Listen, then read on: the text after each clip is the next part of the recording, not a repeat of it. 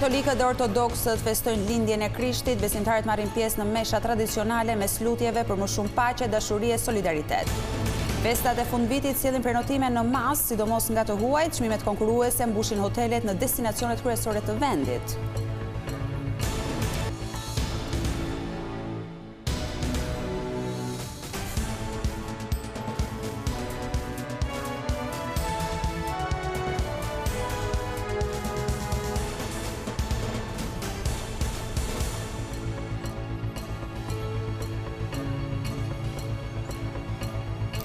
Përshëndetje nderuar teleshikues, ky është edicion informativ I lajmeve këtu në televizionin kombëtar Vision Plus.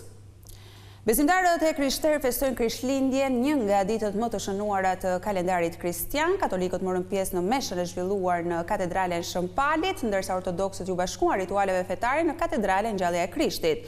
Klerikët ndan urimet e tyre për festën duke bërë thirrje për kthim te drita e Zotit. Katedralja Ngjallja e Krishtit në Tiranë priti besimtarët ortodoks me meshën e veçantë të Krishtlindjes, një ceremoni e mbushur me lutje dhe adhurime.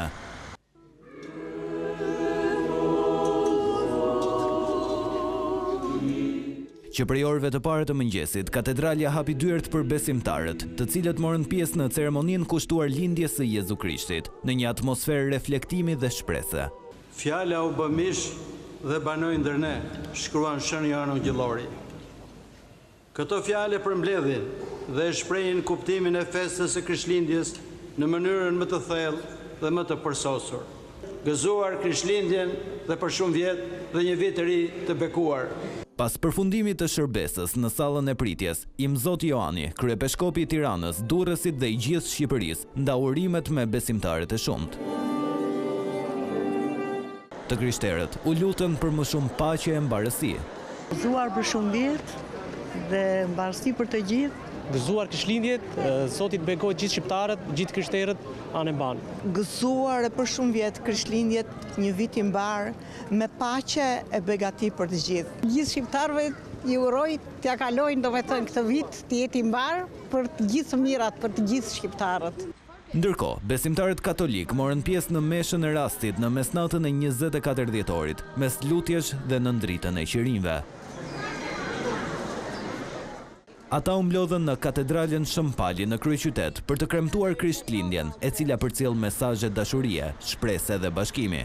Në këtë natë të shenjtë, ndërsa qyteti I Tiranës pushon në heshtjen e dimrit dhe dritat e katedrales së bashku me Betlehemin e Krishtlindjes, ndriçojnë si shenja shprese. Edhe neve jemi mbledhur këtu si populli I hyjt për të soditur misterin që qëndron në zemër të fesë sonë. Biri I hyjt, Jezu Krishti, është bërë njeri, ka hyrë në historinë tonë dhe ndan me ne brishtësinë e jetës njerëzore. Kjo fest, që shënon lindjen e Jezu Krishtit, mbetet një nga ngjarjet më të rëndësishme të kalendarit kristian.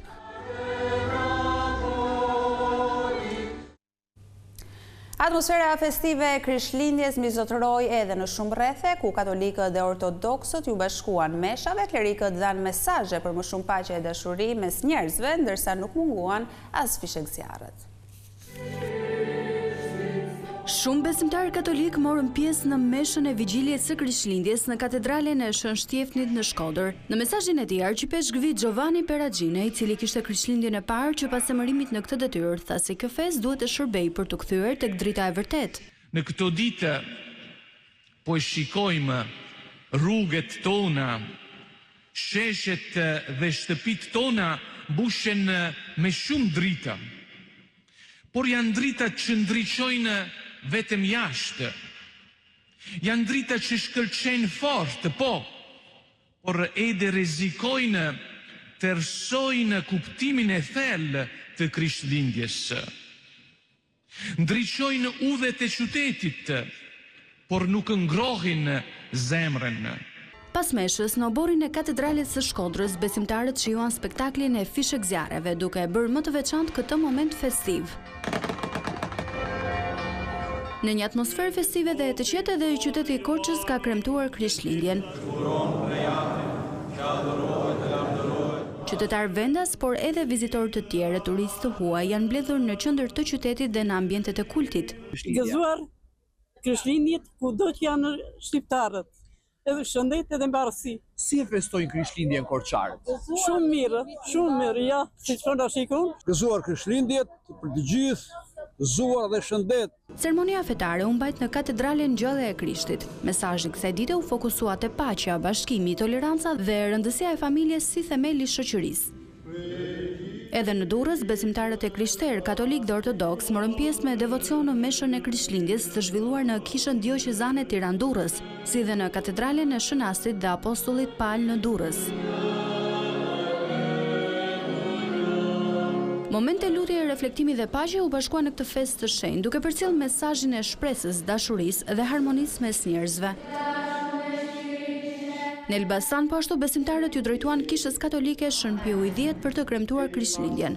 Mesha u mbajt nga imzot Don Dorian Mjeshtri, i cili uroi besimtarët. Në Berat, qytetarët uruan Krishtlindjen duke përcjellë mesazhin për një vit sa më të begatë dhe më shumë dashuri e respekt për njëri tjetrin. Mesha e Krishtlindjes u mbajt edhe në qytete si Lezhë, Vlora, Fierje e të tjerë. Sipas traditës së festës, besimtarët i marrin qirin të ndezur në shtëpi si një dritë shpresë për një vit sa më të mbarë.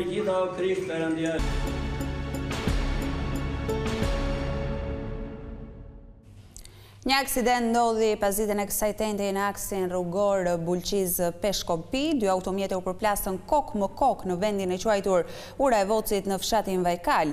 Njëri nga automjetet po lëvizte në drejtim të Bulqizës dhe tjetri në drejtim të Peshkopis, kur janë përplasur në rrugën që lidhe lagjen e vjetër të Bulqizës me rrugën e Arbrit. Sipas së përplasjes, 2 persona mbetën të lënduar. Në vendin e ngjarjes mbërriti autoambulanca e spitalit të Bulqizës.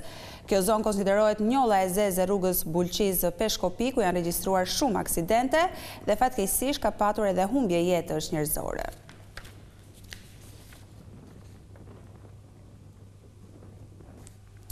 Operatorët turistik thonë se prenotimet nga të huajt për të kaluar festat e fundvitit në Shqipëri janë rritur, ndërkohë shumë shqiptar kanë zgjedhur destinacione të ndryshme jashtë vendit.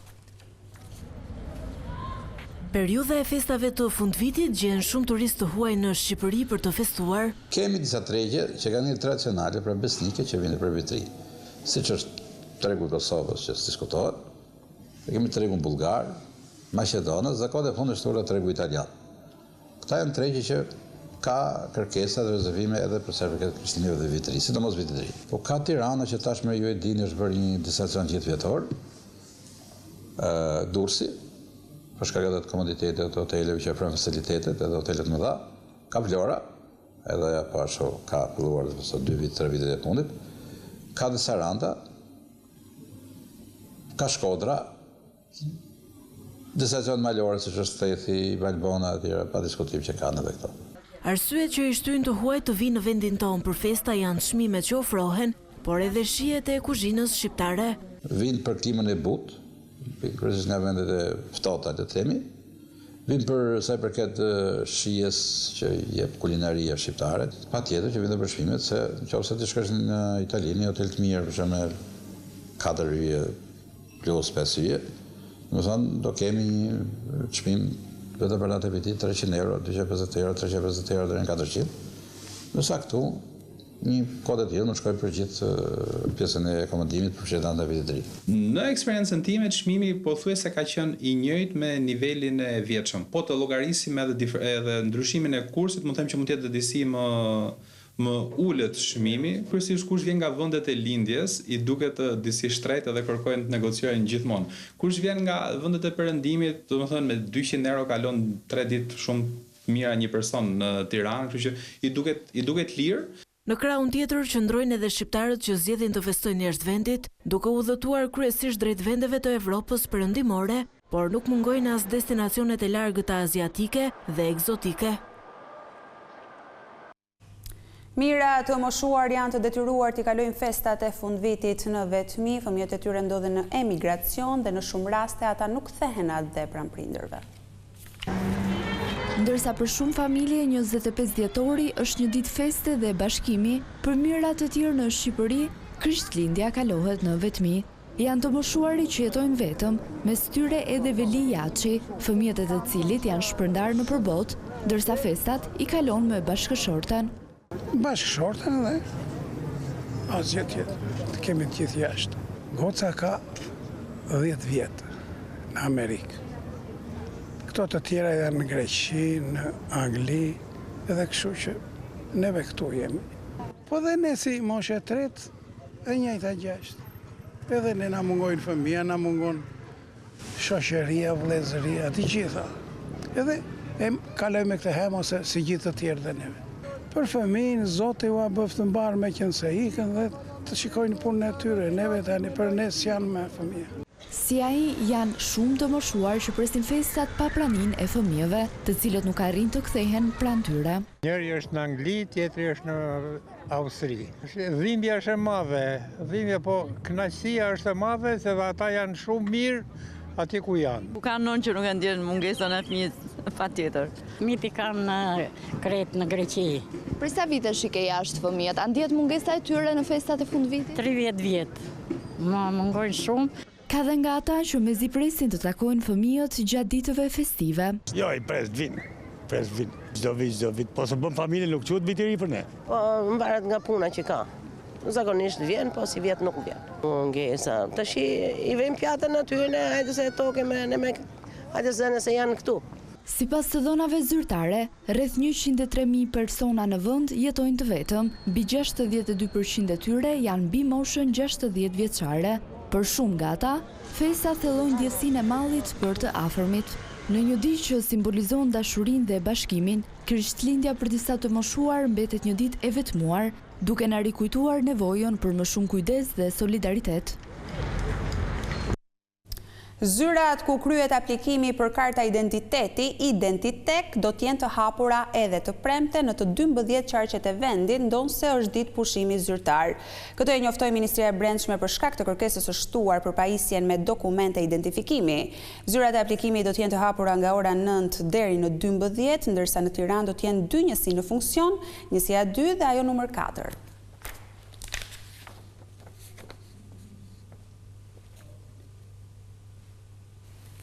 Nxënësit më të mirë në mësime, sportistët më të dalluar si dhe grupet muzikore janë vlerësuar me çmime nga Bashkia e Himarës, mbrëmja festive u shoqërua me këngë valle si pjesë e aktiviteteve të fundvitit. Mbrëmjen e së mërkurës, Himara çeli si pari në aktiviteteve në kuadër të festave të fundvitit. Këngë, valle dhe muzikë polifonike shoqëruan natën e Himara Excellence Awards, një aktivitet që përfshiu të gjitha grupmoshat e qytetës turistike.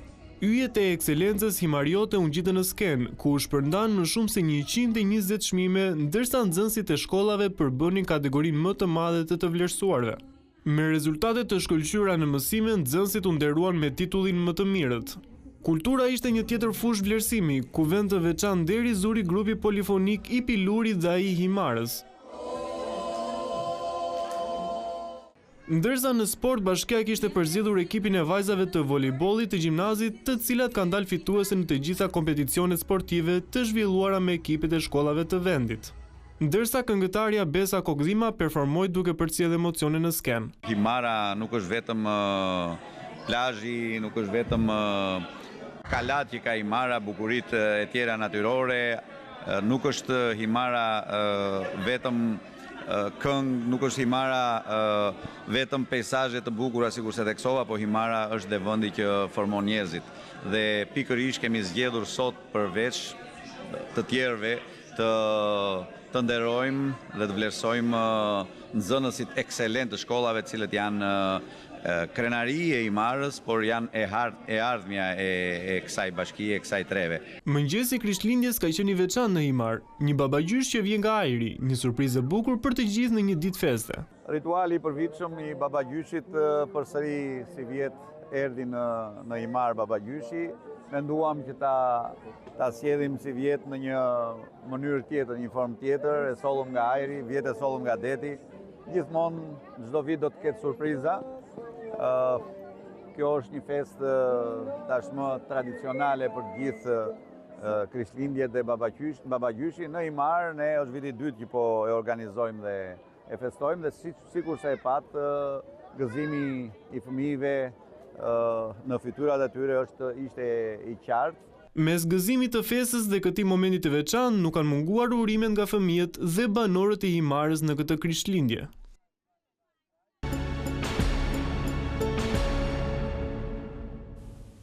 Dhjetra artist nga vendi e diaspora prezantuan punimet e tyre në një ekspozitë të veçantë në Berat. Pikturat sollën një ndërthurje të peizazhit, portreteve si dhe teknikave të ndryshme të shprehjes artistike.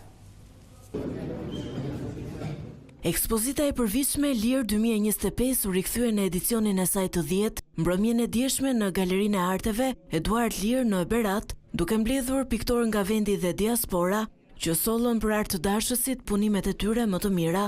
Në këtë ekspozitë janë bashkuar 35 artistë nga qytete, breza dhe formime të ndryshme, duke ndërtuar një mozaik të pasur shprehjesh vizuale, teknikash dhe qasjesh estetike. Unë jam paraqitur me 2 punime. Një është krijim imagjinari, një peizazh të poezisë Kadares pa ty, ndërsa tjetra është një peizazh nga Thethi. Unë jam paraqitur me 2 punë në bronzë. Nudo në plazh. Pra, këto janë pjesë e një seti që kam unë, gati shumë, edhe vazhdoj në këtë drejtim. Berati është një qytet me histori, me kulturë, me gjithë bagazhin që artistët e gjenë pa vështirësi, sepse është një qytet që ka rrugicat, ka kalan, ka peizazhin malor. Ekspozita e fundvitit shpalose si një ngjarje artistike, si edhe si një pike e takimit të artit pamor bashkohor. Në ekspozitë ka marrë pjesë artistë të njohur, të afirmuar, por edhe artistë të rinj, cilët me përpjekjet, me talentin e tyre, janë duke krijuar profilet e tyre individuale në hapësirën artistike. Koncepti i kësaj ekspozite është që të krijojë një hapësirë të përbashkët, ku do ballafaqohen, të vijë përballë eksperiencat dhe provojat krijuese të artistëve të ndryshëm për gjatë një viti. Ekspozita do të qëndrojë hapur deri në datën 14 janar 2026, duke funksionuar gjatë kësaj periudhe si një hapësirë komunikimi me publikun ardashës, si edhe me turistët. Atmosfera e Krishtlindjes nisi mbrëmjen e së mërkurës me koncertin me muzikë klasike në sheshin Skënderbej. Aktivitetet të ngjashme u mbajtën edhe në Korçë e qytete të tjera të vendit.